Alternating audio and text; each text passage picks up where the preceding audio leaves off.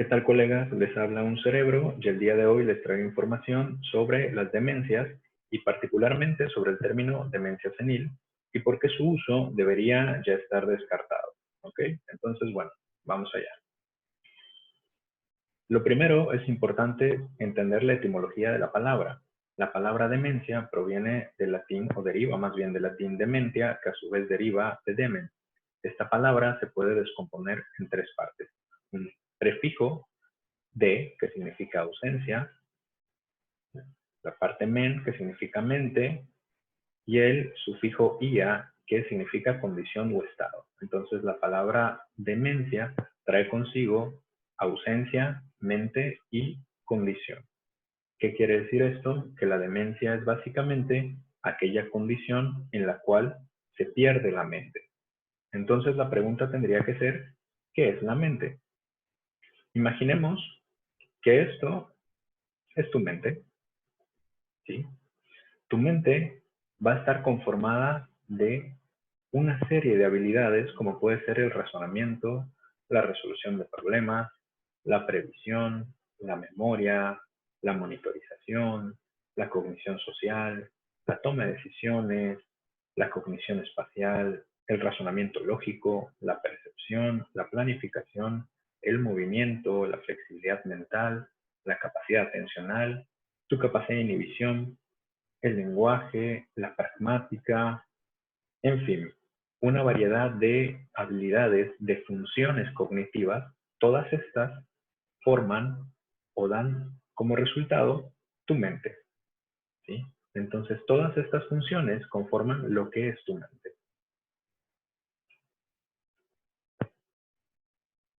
Entonces, si nosotros estuviéramos frente a un caso de demencia, ¿sí?, tomando demencia como la pérdida de la mente, esto implicaría que nosotros perderíamos tal vez en una demencia nuestra capacidad de razonamiento, nuestra capacidad de memoria, nuestra capacidad de toma de decisiones y algunas otras funciones que son vitales para lo que nosotros consideramos mente o nuestra vida diaria, ¿sí? Entonces, todas estas capacidades se ha visto que se pueden perder en una demencia. ¿De dónde proviene este término? El término demencia es un término que viene del siglo I a.C. y referido por Tito Lucrecio, que era un poeta. Este poeta hace referencia por primera vez al concepto de demencia de forma no muy clara y bastante imprecisa, pero es uno de los primeros documentos que se tiene registro de este concepto de demencia. Como tal, Cicerón refiere en su ensayo El arte de envejecer, ¿sí? Aquí plantea él que la pérdida de memoria que tiene el anciano era una enfermedad cerebral añadida al paso de los años, pero también tenía la connotación de locura. No es sino hasta el año entre 30 o 50 a.C. que Aulo Celsus fue el primero en utilizar la demencia como un término médico, ¿sí?, ya que él era un médico romano, ¿sí? Aretaeus de Capadocia, en el siglo II después de Cristo, él refiere por primera vez el término demencia senil. Es interesante porque este término él se lo ponía a la gente que consideraba ya vieja, cuando la esperanza de vida de los romanos era aproximadamente de 30 años. Actualmente en México, de acuerdo al Censo de Población del Instituto Nacional de Estadística y Geografía, el INEGI, en 2016, la esperanza de vida de un mexicano es de 75.2 años, es decir, casi el doble de lo que antes vivían los romanos.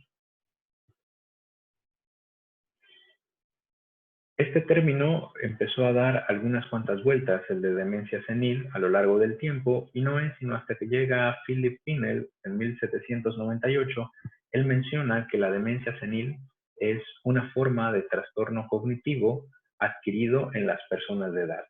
El doctor Pinel era un médico francés que se dedicaba a las enfermedades mentales y él explicaba la demencia como consecuencia de la edad. Es decir, la edad era lo que ocasionaba que se alteraran estas funciones cognitivas. Pero, ¿qué es lo que sabemos actualmente en cuanto a esto? Nosotros sabemos que lo que llamamos mente es el resultado, sí, de las funciones cognitivas, pero estas funciones cognitivas son resultado de nuestra actividad cerebral. ¿Esto qué quiere decir? Que si nosotros, por ejemplo, tenemos fallos de razonamiento, tenemos fallos de memoria, tenemos fallo de toma de decisiones, fallo en nuestro lenguaje, en nuestra capacidad de planificación, en nuestra capacidad de inhibición, que es la capacidad que tenemos para poder retardar algún tipo de placer con tal de hacer lo que debemos hacer, por poner un ejemplo, ¿sí? Cuando hay fallos de todo esto, es porque muy probablemente en nuestro cerebrito hay fallos, y hay fallos que han generado que estas funciones no se den de manera correcta. Entonces, la función cognitiva, la mente, deriva de el buen o mal trabajo que tenga nuestro cerebro. ¿Esto qué va a implicar?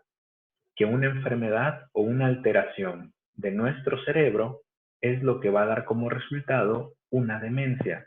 Y no es solamente consecuencia de la edad, como se creía con anterioridad, sino que los fallos en el cerebro son lo que ocasionan como resultado los fallos en los procesos cognitivos, los fallos en la mente, que es lo que se cataloga como demencia. Entonces, ¿cuáles son las causas más comunes de las demencias?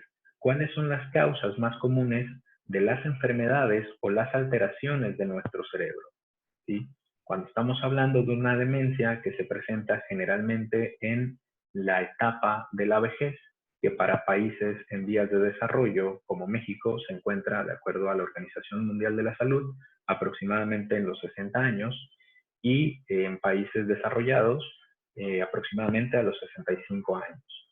¿Qué es lo que encontramos? Las enfermedades que más suelen dañar al cerebro son las enfermedades catalogadas como enfermedades neurodegenerativas. Y tenemos algunas de ellas aquí, ¿no? Siendo la primera, la causa de las demencias de forma más común es la enfermedad de Alzheimer, ¿sí? Esta enfermedad es la que generalmente, por cómo inicia en el cerebro, dañando áreas muy particulares como pueden ser los hipocampos, y haciendo que falle la capacidad de aprender cosas nuevas, que está asociado esto con la memoria, con la capacidad de memorizar cosas nuevas.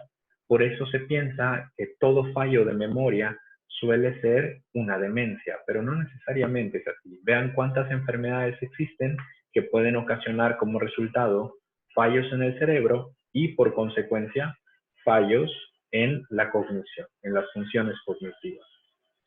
Pero no son las únicas. No solamente las enfermedades neurodegenerativas pueden ocasionar fallos en el cerebro, sino que también tenemos, por ejemplo, enfermedades vasculares, enfermedades como la enfermedad de pequeño vaso, que son unos microinfartos que empieza a sufrir el cerebro y que no presentas síntomas cognitivos, fallos en estas funciones de memoria, de atención y demás, sino hasta que ya se han extendido estos infartos por muchas áreas del cerebro, ¿sí?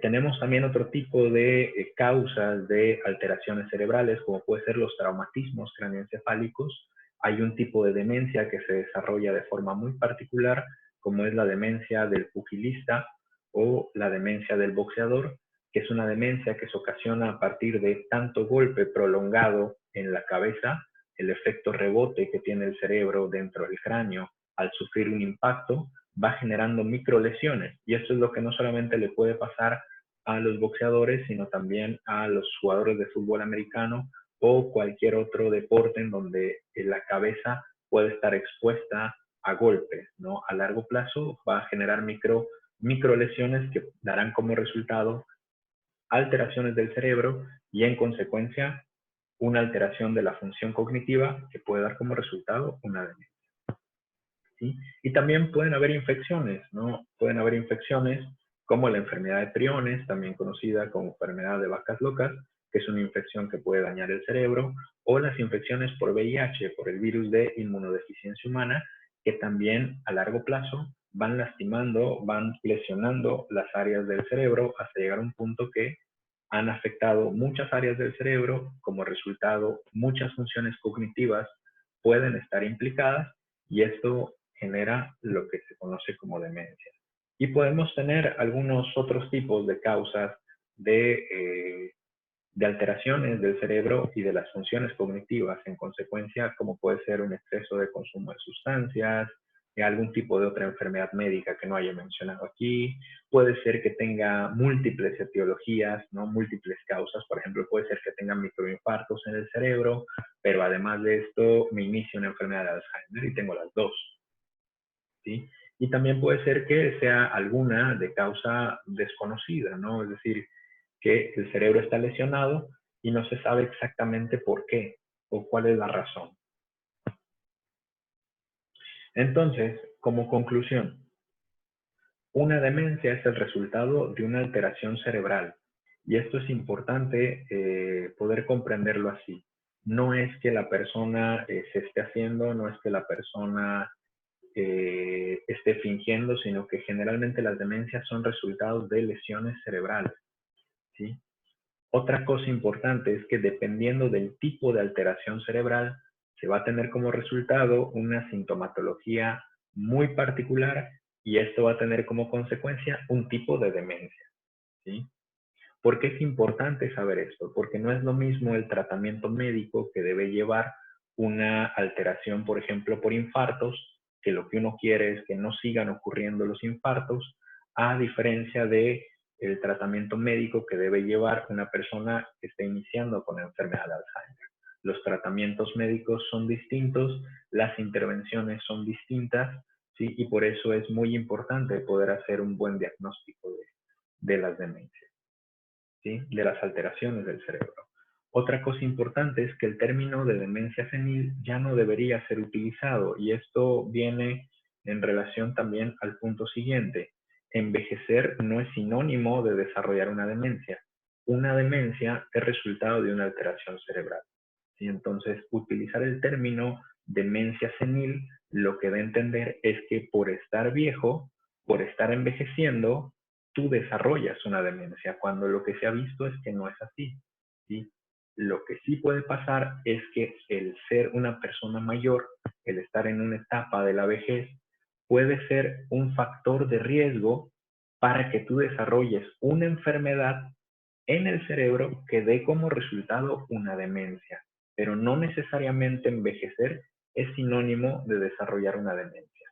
Y esto es muy importante que quede claro porque el término demencia senil debería ser cambiado por ejemplo, poder diagnosticar una demencia tipo Alzheimer, que eso te hablaría de que es muy probable que la persona tenga una enfermedad de Alzheimer, una demencia frontotemporal, que eso te hablaría de que la persona probablemente tenga una degeneración frontotemporal en el cerebro o una demencia debida a VIH, ¿no? Que eso te hablaría a una demencia a partir de un virus de inmunodeficiencia humana y no solamente porque la persona es mayor, sí le corresponde el término demencia senil. Entonces, este término en particular no es un término correcto, no es un término preciso porque no le dice nada ni a la persona que la padece ni al familiar, ¿sí? Y tampoco dice algo acerca de qué tratamiento es el más adecuado para realizar con la persona que lo padece, ¿sí?